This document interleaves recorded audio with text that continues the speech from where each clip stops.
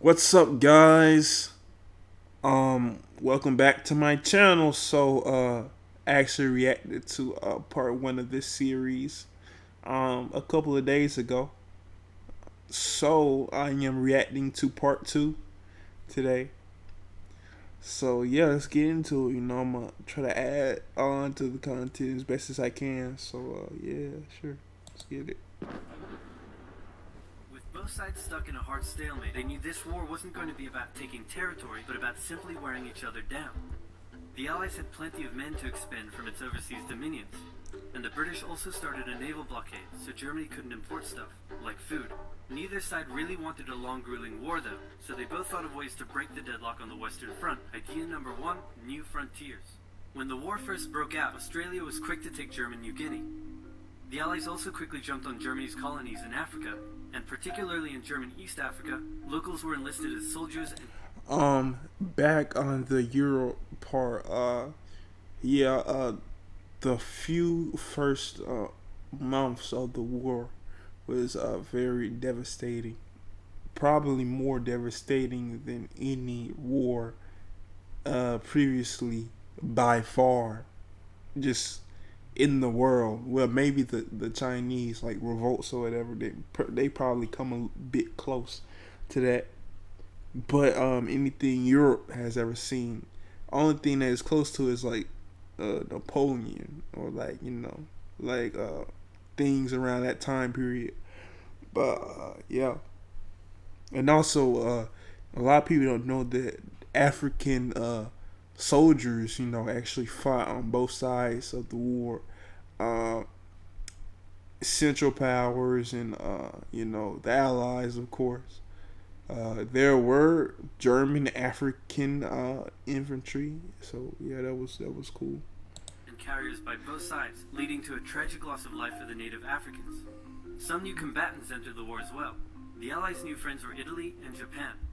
Japan was busy building itself an empire, so it was more than happy to take away German islands and colonies in East Asia. Italy actually had an alliance with Germany and Austria-Hungary before the war, but after And that's pretty interesting how Japan made a 180 pretty much in about 20 years. That's very interesting. some tense relations, and then the Allies promising to give them some of Austria-Hungary's stuff, they switched sides. Italy opened up a front in the mountains here, but like everyone else, they were stuck in stalemate for most of the war. The Central Powers' new friend, And Italy was very underarmed, and they had the manpower, but not the equipment to to sustain like an army of around 700,000, if I remember correctly, or like maybe even more than that. So yeah, and was a or like 900,000 or something. struggling empire in the Middle East. The Ottoman were divided on whether to actually join the war or not, since they had been exhausted by the recent Balkan Wars. Some of the politicians who did want to join went off on their own and fired some shells at Russia, and then came back and said, whoops, looks like we're at war now. The Ottoman entry into the war was of particular concern to the British, since the Middle East was full of oil, and Britain wanted all of that oil. First, the Ottomans tried to attack Russia in the Caucasus Mountains, but they weren't prepared for the cold, and many of them froze to death. Then they crossed miles of desert to take the Suez Canal from the British. And it's interesting how the oil thing is still pretty relevant today. But that failed too. Then the Allies tried to take the Dardanelles at Gallipoli in a long and hard trench warfare campaign, but that also failed. The Ottomans blamed their initial losses on the ethnic Armenians living within Ottoman territory, and the resulting Armenian genocide led to the deaths of 1.5 million people. Then the Yes. Germans sent spies into Afghanistan to try to convince the Arab tribes there to rise up in jihad against the British and attack India. But that plan failed, partly because the spies got bored, brewed their own alcohol, and got drunk, which is a bad thing to do in Afghanistan. All these new frontiers hadn't done much to change the war. Aware that the Allies That would be interesting if it actually had like been uh successful. Um yeah. had more men and supplies than them, the Germans knew they had to do something to break the stalemate. Before the war, there was a big conference that set out the rules of modern warfare. No chemical weapons, no killing civilians, Basically, don't be jerks. The Germans held a meeting and decided to be jerks. Zeppelin air raids commenced over British cities. They also started attacking the Allied trenches with chlorine gas, and they used submarines to sink civilian ships. One such civilian ship was the Lusitania, which had 159 Americans on board when it was sunk, further swaying US opinion against the Germans.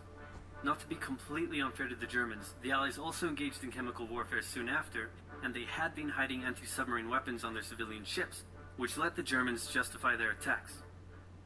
Meanwhile, Austria-Hungary still hadn't dealt with Serbia, so the Central Powers enlisted some help.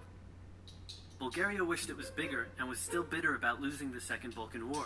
The Central Powers promised to make all of Bulgaria's wildest dreams come true if they helped, so they signed on, and together they knocked out Serbia. The Serbian troops retreated through Albania, which was neutral but had some ties to Austria-Hungary. So Austria-Hungary entered Albania in a friendly invasion to chase down the Serbians, many of whom escaped by sea. It's 1916, and a lot is happening. As if they didn't have enough enemies already, Germany added one more to the list. Portugal had been getting a bit chummy with the Allies behind the scenes, and Germany didn't like that one bit. Around the same time, the only sea battle of the war happened. Both sides had a new powerful class of battleships called dreadnoughts, but they were so expensive to build that neither side wanted to risk losing them in a battle, so they kept them in port, except for one time when they had a big fight and a bunch of them got damaged, so they didn't try that again. The UK started conscripting men to the army, so they had plenty of reserves, which is just as well because the Western Front was about to get brutal. The longest and one of the bloodiest battles of the war started when the Germans launched an attack around the French city of Verdun. The French defended it desperately, leading to hundreds of thousands of casualties. Under pressure, the French called on its allies to do something to draw the Germans' attention away, so the British started their own long and brutal fight, the Battle of the Somme, with 60,000 British casualties on just the first day. It was I believe those two battles were the most battery most most like the most casualty heavy battles probably in human history. Um, except in World War II, which I would think that Stalingrad was probably worse in terms of casualties, over 1 million. Which is just crazy to think about that many people. It's very hard to comprehend, but yeah. It was also here that the British first used one crazy brand new piece of sci-fi technology. The Russians had been getting pushed back further and further into their own territory, but in response to the French call for help, they began a huge offensive, and did really well until they ran out of supplies and got stuck. Seeing how well the Russians had been doing, Romania decided now would be a great time to jump in and win the war, and then they got pounded. The Greeks were fighting amongst themselves about whether to join the war or not. The king liked the Central Powers, while the Prime Minister wanted to join the Allies. After a brief national schism, during which the country split into two, the king finally abdicated and the country reunited. With Allied help, they began a new offensive. In the Middle East, Russia was pushing into Ottoman territory from the north. The British had also made a landing in Mesopotamia to protect Persia's oil fields, and they had also sent a small army up the Tigris River to try to take Baghdad, but the army got sieged in the town of Kut along the way, and eventually surrendered. A new offensive was launched from the south, with all...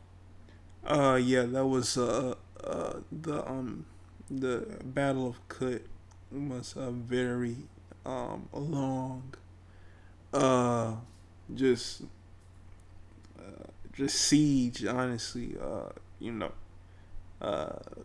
it's probably one of the I mean, it's not really talked about, but yeah, it's very important to the war because that was a pretty bad defeat. A lot of people actually overlooked the Ottomans in World War One. I think they actually contributed a lot to the war. A lot of people don't really talk about really their involvement is in the war and stuff like that. All-out desert warfare. The offensive was aided by one famous British officer, better known as Lawrence of Arabia, who helped lead the Arab tribes in a revolt that wreaked havoc on the Ottoman supply lines. By the time 1917 rolled around, everyone was exhausted. There were mutinies in the French army, the German populace was starving, and the war had drained all of Russia's supplies. There was no clear winner, and it was still anyone's war. The only question now was, who was going to break first? And the answer was Russia. Tired of not eating and mad that a crazy magic homeless guy was calling some of the shots, there was an uprising in Petrograd complete with riots and strikes. The riots turned into a full-scale revolution and a new government overthrew the Tsar. Then a few months later, the Bolsheviks overthrew the new government, and they pulled Russia out of the war. This was great news for Germany, who now only had to focus on the Western Front. But there was still one problem. The pesky United States of America was looking increasingly like it was going to join the war. America had been selling supplies to the Allies throughout the war and was getting super rich off the back of it, meaning it was in fantastic shape and was dangerous to the Germans. So Germany sent a telegram to Mexico saying, wouldn't it be crazy cool if you guys attacked America? But the British intercepted the message, showed it to the Americans, and that was the final straw. American troops began shipping out to Europe. This was terrible news for Germany, and they knew their only hope now was to force France and the UK to surrender before the fresh American troops arrived. It was now or never, so they started one final attack. They converged their troops and hit hard at the Somme and pushed the Allies back. They hit a second time further north, then again and again. With each hit, the Germans were spending more and more resources, while the Allies were getting better and better at repelling their attacks. By the fifth punch, the Allies held the line and even pushed back. With American troops now arriving in larger numbers, the Allies launched a counterattack, and that was it. The Central Powers were being pushed back on all fronts. Bulgaria collapsed first, followed by the Ottoman Empire, then Austria-Hungary, and finally on November 11, 1918, at 11 o'clock, Germany surrendered. At the peace treaty, Germany was forced to reduce its...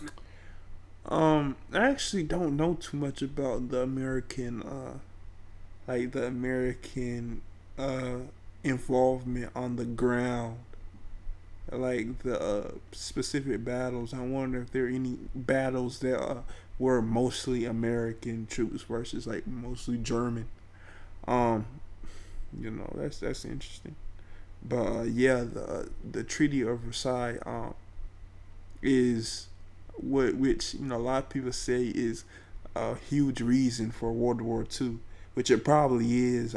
It really devastated Germany for a war that I mean they were just helping their allies, so it wasn't really their fault.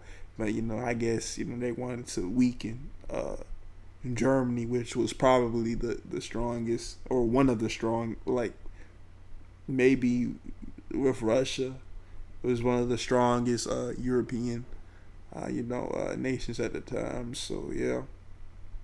Military accept war guilt and pay the bill for the war. After indescribable suffering and millions dead, the world learnt its lesson and never had such an awful war again.